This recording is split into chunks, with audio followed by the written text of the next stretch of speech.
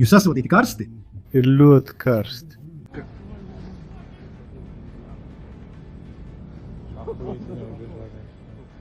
Vladimirs Putins centās nepieļaut, lai amerikāņu Tomahawk raķetes nonāktu Ukrainā.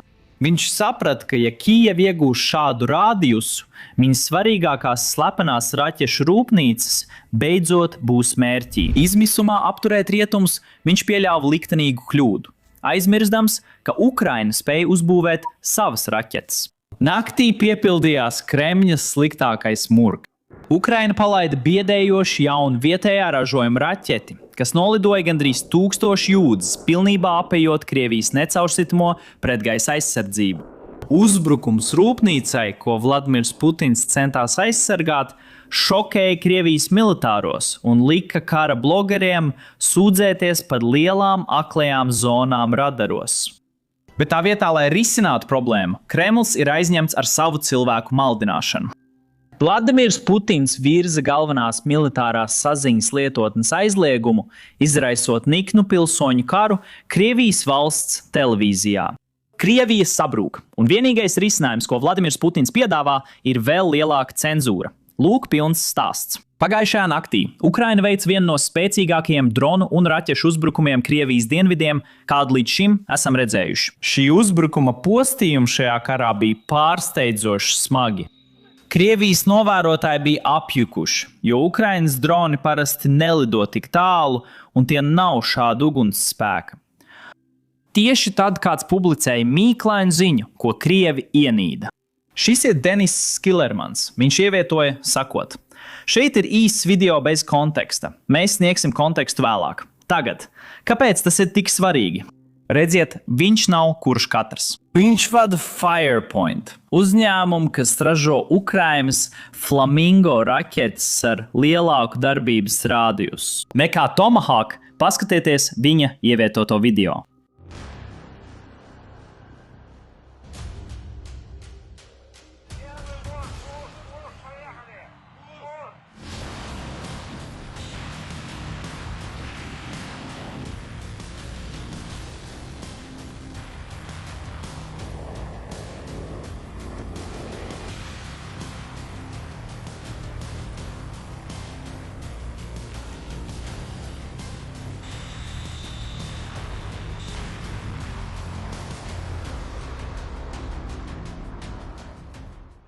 Tas izskaidro, kāpēc Ukrainas droni var lidot vairāk nekā 1400 km, jeb aptuveni 900 jūdzes.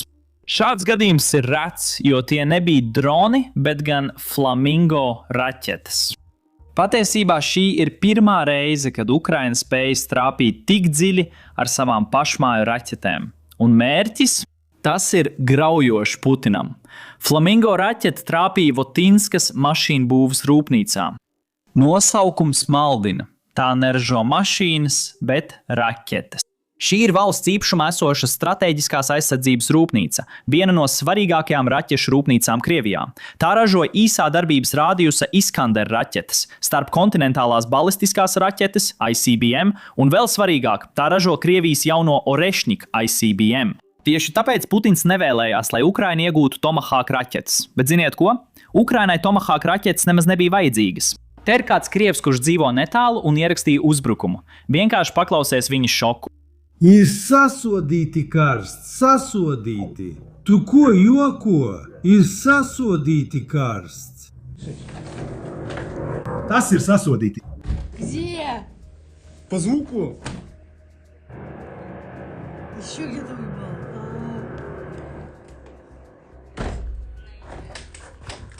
Ukraina tikko pierādīja, ka spēj trāpīt Krievijai jebkur, kur vēlas, bez ASV raķetēm. Kā Ukraina nogādāja šīs raķetes cauri Krievijas gaisa telpai? Aizsardzības sistēmas pastāv tieši šī iemesla dēļ.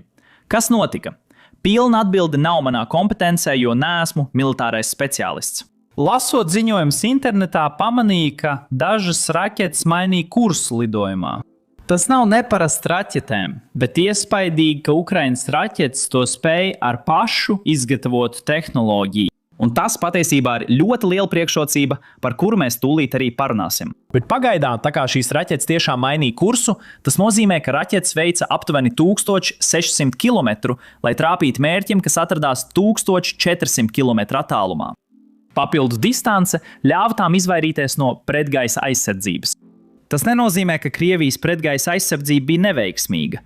Viņi notrieca dažas, bet ne visas raķetes. Varbūt Ukraiņi izmantoja dažas raķetes kā mānekļus, vai arī Ukraina vienkārši nosūtīja vairākas raķetes uz vienu mērķi, lai nodrošinātu, ka dažas no tām tiek cauri. Kā minēju, nezinu visu stratēģiju, un arī Ukraina neskaidros, kā apmāna Krievijas pretgaisa aizsardzība. Lai kas tas arī būtu, tas strādā. Tāpēc aplaudējiet. Tas bija sapnis kopš brīža, kad Ukraina atklāja Flamingo pasaulē. Viņi deva lielus solījumus par darbības rādījusu un ražošanu, un pagājušajā naktī sāka tos pildīt. Ne viss ir pozitīvi, joprojām ir liela problēma, svarīgi pieminēt Ukraina. Paziņojot par šo raķeti, viņi cerēja saražot vairāk Flamingo nekā līdz šim izdevies. Ražošanas jauda neatbilst viņu ambīcijām vai paziņojumiem. Tas ir tāpēc, ka Krievija uzbrūk Ukrainas rūpnīcām, bet ja Ukraina turpinās šādus triecienus un palielinās ražošanu, tas pilnībā mainīs sarunu gaitu. Papildus šīm raķetēm Ukrainas droni joprojām ir spēcīgi. Pagājušajā naktī viņi iznīcināja vēl vairākas Krievijas rūpnīcas drona darbības rādījusā. Pirms apskatām citus mērķus, parādīšu, kā Krievijas kara blogeri reaģē uz Flamingo raķetēm, kas iznīcina viņu raķešu rūpnīcas. Viņi ir sašutuši par pretgaisa aizsardzības neveiksmi un publicē šādas ziņas. Kā šis objekts varēja nolidot vairāk nekā 1400 km pāri mūsu valstī, apjot visus pretgaisa aizsardzības rajonus. Jautājums, kā, nav retorisks, ko uzdot sēžot dīvānā un izsakot sakāves frāzes vai sodot nevainīgos. Tas ir nepieciešams, lai adekvāti analizētu situāciju, lai tas vairs neatkārtotos. Kas pievīla pretgaisa aizsardzībā? Kur to stiprināt un kādus jaunus resursus ieviest? Tad sekoja biedējošā daļa šī vēstījuma noslēgumā. Kas notiktu, ja kaujas galviņa būtu kodolieroča? Viņi vairs neuztraucās tikai par rūpnīcām. Viņi saprot, ka Ukraina var sasniegt jebko, un Krievijas pretgaisa aizsardzība patiesībā nevar aizsargāt Krievus. Tagad Ukrainai nav kodolieroči, tāpēc tā tos nevar izmantot. Bet ir labi redzēt, ka Krievi par to tagad satrauc. Pirms Krievi paspēja apjaust zaudējumu, Ukraina jau bija pie nākamajām rūpnīcām. Šoreiz ar droniem, nevis Flamingo. Tomēr rezultāts bija gandrīz tāds pats. Pirms mēs apskatām šo uzbrukumu, es vēlos jums parādīt interesantu ziņu, ko saņēmu vakar. Daži vakar komentēja, ka mūsu video viņiem neparādās plūsmā, pat ja regulāri spiež patīk pogu. Tāpēc, ja jūs vēl neesat abonējuši, noteikti nospiediet abonēšanas pogu zemāk. Tas tiešām palīdz algoritmam rādīt jums jaunākos video, ko publicējam. Tagad apskatīsim nākamo rūpnīcu, ko Ukraina iznīcināja. Elektronikas rūpnīcu Saranskā, apmēram 700 km no robežas. Tā ir Krievijas elektrorūpnīca, kas apgādā aizsardzības industriju. Uzņēmums specializējas jaudas elektronikā, taisngriežos, invertoros un militārajā aprīkojumā. Krievijas militārie spēki tagad ir viņu lielākais klients. Skaties, kādas sekas pēc Ukrainas dronu apmeklējuma.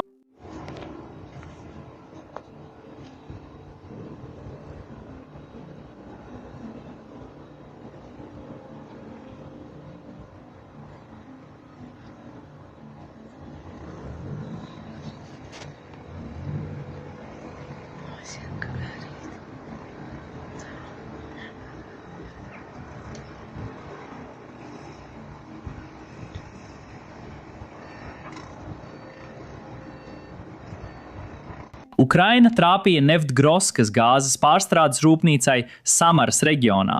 Deg 5 degvielas tvertnes, sprādzieni, liesmas pārņem tuvāko pārstrādes rūpnīcu. Lūk, uzbrukums. Nevarēšu visu parādīt, jo daži tika ievainoti. No Krievijas mēdījiem zināms, ka neviens nav miris, bet ievainotie atrodas slimnīcā.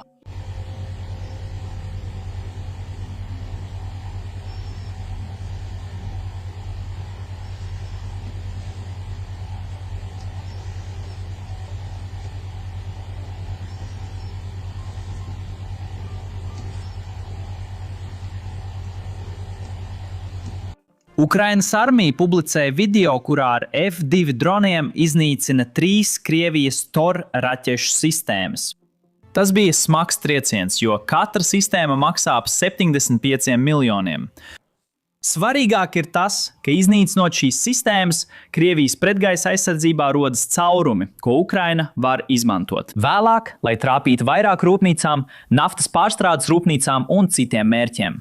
Tā jūs vairojat panākumus. Katras iznīcinātas pretgaisa aizsardzības sistēmas dēļ nākamais trieciens ir vieglāks un efektīvāks. Vēlos pievērst uzmanību vēl vienai problēmai Krievijā, kas sagādā Putinam lielas galvas sāpes un saistīta ar mūsu iepriekšējo sarunu. Krievija aizliedz Telegram. Arī šodien Krieviem ir grūti piekļūt šai lietotnei, bet Krievi ir iecienījuši Telegram saziņai un ziņām. Tāpēc viņi neatbalsta šo Kremļa lēmumu. Lai attaisnotu šo aizliegumu, Vladimirs Putins ir lūdzis FSB izplatīt atklātu vēstuli, kurā paskaidrots, kāpēc Telegram, citēju, ir bīstams. Argumentācija vienkārša. FSB norāda, ka Ukraina var izmantot Telegram publicēto informāciju pret Krievijas armiju. Problēma ar šo loģiku ir, ka Kremlis pats turpinās izmantot Telegram, bet Krievijas pilsoņiem tas būs aizliegts. Putina preses pārstāvis Dmitrijs Peskovs apstiprina, ka Kremlis neiebilst pret Telegram izmantošanu. Vai Kremlis saskaras ar grūtībām vadīt savu Telegram kanālu lietotnes ierobežojumu dēļ? Mums ir Maks kanāls, un Telegram kanāls arī paliek. Tas ir sasodīti. Vai jūs izmantojat VPN vai starpnieku serveri, lai to pārvaldītu? Jo man video vienkārši neielādējas. Jums tie ir Kremlī. Kāds kaut kur. Tas mums ļoti svarīgi. Mums ir daudz tautiešu ārzemēs, un daudzi ārzemnieki interesējas par prezidenta darba kārtību, tāpēc svarīgi to viņiem nodot. Tas ir slikti. Vai ir angļu valodas kanāls? Protams. Telegram ir pārāk bīstams iedzīvotājiem, bet drošs valdībai. Šī loģika neiztur kritiku. Peskovam šī nav laba situācija, jo Krievi jau tā ir diezgan dusmīgi uz viņu. Kad Telegram pirmo reizi pārstāja darboties, daudz Krievi jautāja, kā karavīri tiks galā ar aizliegumu. Un viņam tika uzdots tieši šis jautājums. Viņš atbildēja: nespēja iedomāties, ka Krievu karavīri izmantotu Telegram frontē. Tas ir nezināšana vai meli, jo viņi izmanto Telegram visam. Koordinācija, mērķēšana, loģistika – būtiski frontes operācijām. Tāpēc Krievu militārie analītiķi bija nikni, kad Peskovs to publiski pateica, un viņa dusmas turpinās. Lūk, kā viņi reaģē Krievijas televīzijā, un viņi ļoti regulāri piemin Peskovu. Paklausieties. Trieciens nāca negaidīti. Interesanti, vai ne? Ukrainas puse mēs redzējām, ka viņi plānoja doties uzbrukumā, redzat? Un tomēr mēs izvēlējāmies palēnināt tempu. Nolādētais Telegram. Kā teica kāds politiķis vai amatpersona, es viņu tagad nocitēšu. Nedomāju, ka kāds to var iedomāties. Es nolasīšu. Jūs varat komentēt. Grūti iedomāties, ka kāds to spētu. Frontē sazinās caur Telegram vai citām saziņas lietotnēm. Šī mūsu amatpersona nedomā, ka saziņa tiek nodrošināta tādā veidā, bet tagad pārējais pagaidi. Tas ir svarīgi. Es paskaidrošu, kāpēc.